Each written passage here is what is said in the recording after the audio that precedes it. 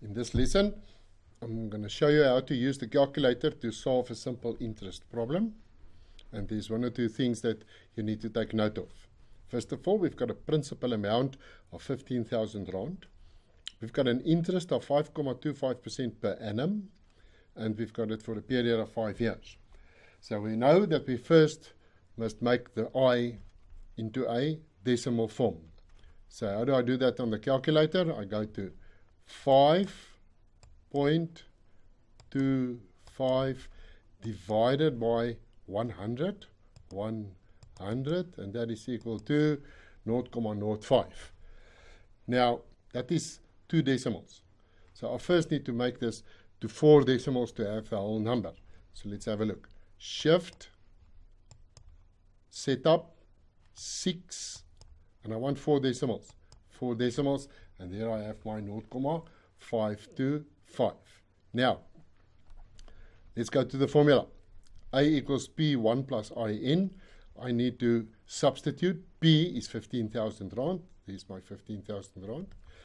Brackets 1 plus, and then the I is 0.0525, 0.525. You will notice that I use all 4 the decimals in this case. Close the brackets, and I multiply that with N, and N is 5 for 5 years. Now, 0.525 times 5 is, and I do that on the calculator now, I say times 5 equals, and now I get 0.2625. That's 4 decimals, but I'm only going to work in 2 decimals, so I am going to write 0.26 there.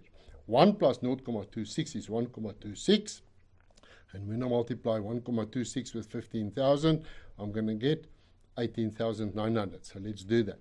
Let's clear that and say 1.26 times 15000 equals, and there's your 18,900 rand. The only thing you need to take note of, and let me show you that now quickly, is that I've worked with 26 now, not 2625. So let's use the calculator's internal memory and say 5.25 divided by 100 equals, and that's 0.525, times 5 for 5 years equals, and then I add 1 plus 1 equals. And now I'm going to get 1.2625. I'm using all 4 decimals. Now, when I multiply all 4 decimals, and if I put this calculator onto 2 decimals now, I go shift 6, 2. So I've got 2 decimals now, but the calculator still has 0.2625 internally, and it's going to multiply with 0.2625, not 0.26. Watch. Times 15,000 equals, and look what I have now, 18,937.50. So there's a discrepancy. So just take note of this when you multiply with a calculator and you put it to 2 decimals, or you round things off to 2 decimals, that the calculator works with all the decimals internally that you can't see, so your answers might differ. So I would suggest when you have that, you round it off to 26, and you actually put 26 in the calculator and work with 1.26 and not what is internal. Okay, now that I have that, I want to know what the interest is. The interest is A minus P, so it's the accrued amount minus the principal amount, and that's 3,900. So let's go.